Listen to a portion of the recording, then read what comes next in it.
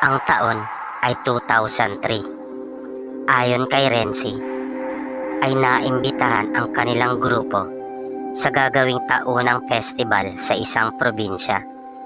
Sikat at lubang pinaghahandaan ang piyesta na ito at irerepresenta nila ang isang barangay. Marami sila sa kanilang grupo na binubuo ng mga mananayaw at isa siya sa mga gumagawa ng props at costume. Bumiyahe sila sa pamamagitan ng pagsakay sa barko. Aliw na aliw daw silang lahat sa kanilang naging biyahe, bagamat malayo at nakakapagod. Dahil na rin sa magagandang tanawin na kanilang nakikita. Sa barko pa lamang ay excited na sila dahil sa kakaibang karanasan na iyon. Gayon din sa masasarap na pagkain na maaari nilang matikman sa mga handaan. Dumating sila doon sa lugar na mag-aalas 3 na ng hapon. Sinamahan sila papunta sa barangay sapagkat naroon ang pagkain. Agad naman silang hinainan upang makakain na. Kita nila at ramdam ang kasiyahan ng mga taong naroon nang dumating sila. Nakaramdam naman sila ng pagkadismaya sapagkat ang nasa isip nila na isang masarap na tanghalian ay nauwi sa miswa na hinaluan lamang ng sardinas. At mabuti naman sana kung may lasa iyon. Kaso ayon pa kay Renzi ay para lang silang kumain ng kanin na ang ulam ay tubig na may kulay. Karamihan sa kanila ay nakaramdam ng pagkainis. Nawala na nga sa tamang oras ang kanilang pagtatanghalian. Napagod sila at gutom na dahil sa mahaba at matagal na biyahe. Na ganun na nga lang ang pagkain, pagkatapos ay wala pang lasa. Noong araw na iyon ay nagpasya silang magpahinga na lamang muna at kinabukasan na mag-practice dahil nawalan sila ng gana. Dinala sila sa bahay na kanilang tutuluyan. Mukhang inaayos pa iyon dahil sa kulang-kulang pa ang mga bahagi nito na nakaramdam sila na tila hindi sila ligtas doon. Lalo pa nga at karamihan sa kanilang mga kasama ay mga babae. Ngunit sinabi naman ng kanilang trainer na wala naman dapat ipag-alala dahil mukhang mababait naman ang mga tao roon. Kinagabihan, matapos makakain ay hindi pa rin sila kontento dahil wala na namang lasa ang kanilang pagkain. Ngunit tiniis na lamang nila kesa magutom. Pagkatapos makapaghapunan ay nagkanya-kanya na sila ng pwesto. May kalakihan naman ang bahay kaya hindi naman sila nagsiksikan. Nang mga nakahiga na sila at ang iba ay nakatulog na dahil na rin sa pagod sa kanilang mahabang biyahe, nakarinig si Renzi ng mga yabag sa labas ng bahay. Tinanong pa nito ang kaibigan niyang si Kyle kung narinig din ba nito iyon. Tumango ito at ibinaling nila ang kanilang paningin sa pintuang nakasara sa pag-aakalang may kakatok doon. Nang huminto na ang mga yabag. Ngunit walang dumating. At maya-maya pa ay nagpatuloy ang mga yabag na tila umiikot ito sa bahay kung nasaan sila. Nakita din nila ang isang babae nilang kasama na napansin din iyon at nakikiramdam din ito. Na sumisenyas pa ito sa kanila na tila nagtatanong kung ano raw iyon. Gumanti din sila ng senyas dito na sinasabing hindi rin nila alam. Ilang sandali pa ay tila nadagdagan ang mga umaali-aligid sa tinutuluyan nilang bahay. Naririnig nila ang mga mahihinang yabag dahil na rin sa sobrang tahimik na mga oras na iyon. Kinalabit pa ni Renzi ang dalawa pa nilang kasamang lalaki at binulungan nila ang mga ito na may mga taong nasa labas. Bumangon sila mula sa pagkakahiga at gumapang palapit sa dingding kung saan nila naririnig ang mga yabag. Dahan-dahan silang sumilip sa siwang, ngunit wala silang maaninagan. Kasabay noon ay tumigil din ang mga yabag. Ngunit hindi daw alam ni Renzi pero na mga pagkakataon na iyon ay malakas ang kabog ng kanyang dibdib. Napakiramdam niya ay may mga nasa paligid at inoobserbahan sila na hindi nga lamang nila makita. Nang wala silang maaninag ay dahan-dahan na silang bumalik sa kanilang hinihigaan. Hindi siya dalawin ng antok dahil na rin sa kaba na nararamdaman niya. Naging malikot na raw ang kanyang isipan kung ano-ano na ang pumapasok dito. Nang oras na iyon ay 5 na lang sila nagising at nakikiramdam. Tahimik lang siyang nakahiga na hindi nawawala ang takot sa kanya. Lalo pa nga na sa tuwing hihiga siya ay hindi niya maiwasang hindi mapatingin sa bubong na walang kisame na may siwang dahil wala pa ang panggit ng yero nito. Ilang oras pa ang lumipas nang tingnan niya ang kanyang relo ay mag-aalauna na. Bahagya niyang iniangat ang kanyang ulo. Pansin niya na tila siya na lamang ang gising. Narinig niya na may nasa likod ng bintana. Simentado naman ito ngunit dahil sa hindi pa tapos ay pansamantalang kahoy muna at tabla ang ginawang pantakip dito na may bisagra sa magkabilang gilid at nagtatagpo sa gitna kung nasaan na rin ang lock nito. Ilang sandali pa ay nakita niyang dahan-dahan itong gumagalaw na tila may gustong magbukas noon at napansin niyang parehong gumagalaw ang bintana sa magkabilang gilid ng bahay. Kagad niyang ginising ang kaibigan niyang si Kyle at sinabi niyang may tao na nasa bintana. Dinampot nila ang 2 kapiraso ng kahoy na nasa sulok at halos magkasabay nila itong binato na lumikha ng ingay. Dahilan upang magising ang iba pa nilang mga kasama. Kaya agad nilang sinabi na mayroong tao sa likod ng bintana. Nagtayuan ang mga kasama nila at nakarinig sila ng mga yabag sa labas na mabilis na lumalayo. Iba-iba naman ang mga naging reaksyon ng kanilang mga kasama. Ang iba ay nakalang baka mga magnanakaw iyon. Ang iba naman ay inisip na baka mga adik at mga may masamang balak sa mga kasama nilang babae. Pero si Renzi ayon sa kanya ay higit pa doon ang nasa isip niya at mas nakakatakot sa mga nabanggit ng kanyang mga kasama. Kaya nanahimik na lamang siya sapagkat sumagi sa kanyang isipan na baka hindi naniniwala ang karamihan sa kanyang mga kasama tungkol sa mga ganong bagay at baka pagtawanan lamang siya ng mga ito. Kinaumagahan ay maaga silang nag-practice.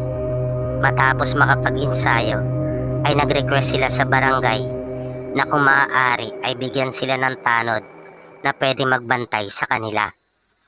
Na habang kinakausap ng kanilang trainer ang mga taga-barangay ay kakaiba ang naobserbahan ni Renzi.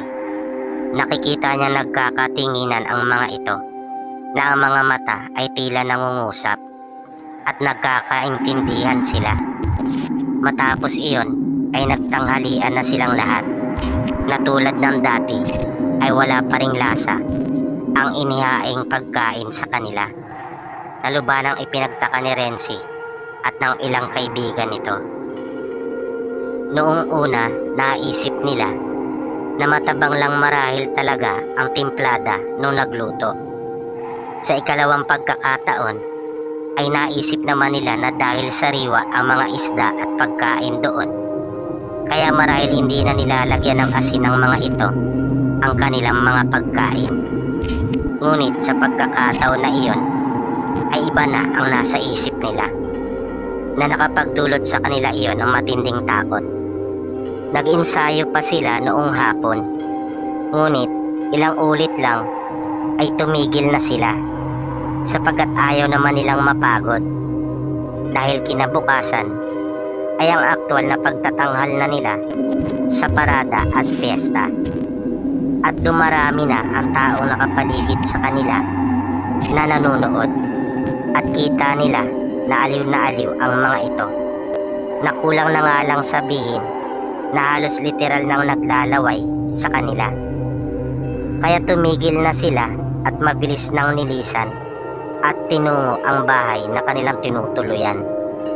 Kinagabihan, matapos makapaghapunan, ay may 2 tanod na naroon malapit sa pinto ng bahay na kanilang tinutuluyan, na ipinagpasalamat naman nila kahit papaano ay mapapanatag na sila sa gabing iyon sa kanilang gagawing pamamahinga. Na mag-aalas 11 na ay nagpasya sila Renzi at 4 pa niyang kasama na lumabas na muna upang magpahangin sapagkat sobrang maalinsangan, habang ang iba ay abala sa pagdudot ng kanilang mga cellphone. Paglabas nila ng pinto ay wala na doon ang 2 tanod. Sa halip, ang nakita nilang naroon ay 2 asong malalaki. Nakakaiba ang mga mata nito na agad na nakatawag ng kanilang pansin sapagkat mapupula iyon. Kaya agad silang bumalik sa loob at isinara ang pinto. Isinara na rin nila ang mga bintana. Na mag-usisa ang mga kasama nila ay sinabi na lamang nila na malamok sapagkat ayaw nilang matakot ang mga ito at mataranta. Sinabihan nila ang mga ito na wag na ring lumabas sapagkat baka makagat sila at magkadengge pa. At ipinaalaala rin nila na bukas ay pagtatanghal na, kaya magpahinga na ng maaga. Dahil sa kanilang nakita, si Renzi naman at iba pang lalaking kasama nila ay nagbantay. Habang lalong lumalalim ang gabi ay napapansin nila Renzi na mas nagiging kakaiba ang kanilang pakiramdam sa kanilang paligid. Na maglakas loob si Renzi na silipin kung anong meron sa labas na nakapagdudulot sa kanila ng kakaiba at nakakatakot na pakiramdam, ay halos lumuwa ang kanyang mga mata sa pagkabigla nang maaninagan niya ang mga taong nasa labas na nakatayo at nakalihera na nakatingin sa kanilang kinaroroonan. Agad niyang sinenyasan ang mga kasama niyang nagbabantay at sinabi ng pabulong na may mga taong nasa labas. Agad namang napasilip ang 2 nasa kabilang bintana nang marinig ang sinabi ni Renzi. At maging sila ay nagulat din at sinabing meron ng mga tao na naroon. Kaya isa-isa na nilang ginising ang kanilang mga kasama. Ilang sandali pa ay narinig nila na tila lumalapit na ang mga ito sa bahay. Nagtipon-tipon sila sa gitna. Kaya agad na sinabi ni Renzi na ang iba ay doon sa bintana at pinto. Na maya-maya nga ay may nagbabalak ng pumasok dito. Nagsigawan ang mga babae nilang kasama sa takot. Kasunod noon ay may naaninagan sila sa siwang sa may bubong na may nakasilip na doon, na di nila makita ng malinaw ang mga itsura nito maliban sa mga pumupulang mga mata dahil may kadiliman sa labas. Agad na kinuha ng kanilang trainer ang cellphone nito at may tinawagan. Ilang minuto din bago sumagot ang tinatawagan nito. Agad na sinabi nito ang kanilang sitwasyon at nakiusap na kung maaari ay puntahan agad sila at magsama ng mga tao na habang nakikipag-usap ay sinadya nitong lakasan. Pagkat naisip nito na baka kahit paano ay magdalawang isip ang mga taong nasa labas na ituloy ang masama nilang binabalak. Ngunit agresibo pa rin ang mga ito na tingin nila ay may mga naisip na paraan na marahil para malusutan ang masama nilang gagawin. Na ng mga pagkakataon na iyon ay sinusubukan ng wasakin ang pinto at bintana. Dahilan para tuloy ng mataranta at mag-iyakan ang mga kasama nila, lalo na ang mga babae. Ngunit hindi sila nawala ng pag-asa. Sinabi ni Renzi na tawagan nila ang kanilang mga kaanak o kaibigan o di kaya ay i-text ang eksaktong lokasyon nila. Ang ibang may mga load pa sa kanilang cellphone ay tinawagan nga ang kanilang mga kaanak at sinabihan pa ng mga ito na i-record ang kanilang pag-uusap at upang marinig ang lahat ng mga maaaring mangyari. at sinasadya talaga nilang lakasan ang kanilang pakikipag-usap. Dahil doon ay biglang huminto ang mga ito. Tumigil ang ingay na nililikha nila sa ginagawang pagtatangka na makapasok. Kaya bagya sila nakahinga ng maluwag. Tila latang-lata naman sila matapos iyon. Ilang oras pa ang lumipas. Maya-maya ay tumunog ang cellphone ng kanilang trainer. Nag-text ang kausap nito kanina at sinabing malapit na sila. Ilang sandali pa ay nakarinig na sila ng mga boses na papalapit sa bahay. Sinilip ito ng kanilang trainer sa siwang kung sino ang parating. At nang mapagsino niya ang dumating ay agad nitong binuksan ang pinto. Higit sa 100 ang mga ito. Nagkwentuhan muna silang sandali. At nang aalis na sila upang sumama sa mga sumundo sa kanila, ay siya naman pagdating ng kapitan. Pinakiusapan sila nito na kung maaari ay tapusin muna ang pagtatanghal nila sa kinabukasan. Ngunit tumanggi sila at sinabing hindi na nila kakayaning tumagal pa sa lugar. Na itinanggi namang lahat iyon ng kapitan na mayroong ganon sa kanyang nasasakupan. Na tila ipinagmamalaki pa nito na wala naman daw silang naabutan. Muli itong nakiusap na halos magmakaawa sa kanila pagkat wala daw magre-representa sa kanilang barangay, sa parada at sa piyesta. Nung huli ay pumayag sila, total ay mag-uumaga na rin naman at naroon ang kamag-anak ng kanilang trainer. Kinaumagahan, matapos makapagtanghal at matanggap ang bayad sa kanila, ay hindi na sila bumalik pang muli doon sa lugar upang makisalo at makisaya sa piyesta. Na ilang ulit pa silang niyaya ng kapitan na halos pilitin na sila nito. Ngunit hindi nila ito pinagbigyan. Ayaw na nilang malagay pa sa panganib ang kanilang mga buhay. Na ayon pa kay Renzi, ay hindi na nila binigyan pa ng pagkakataon ito na mauto silang muli. At dito po nagtatapos ang kwentong itinampok po natin sa pagkakataong ito. Muli, sana po ay inyong nagustuhan. At naway patuloy niyo pang subaybayan ang mga susunod pa nating kwento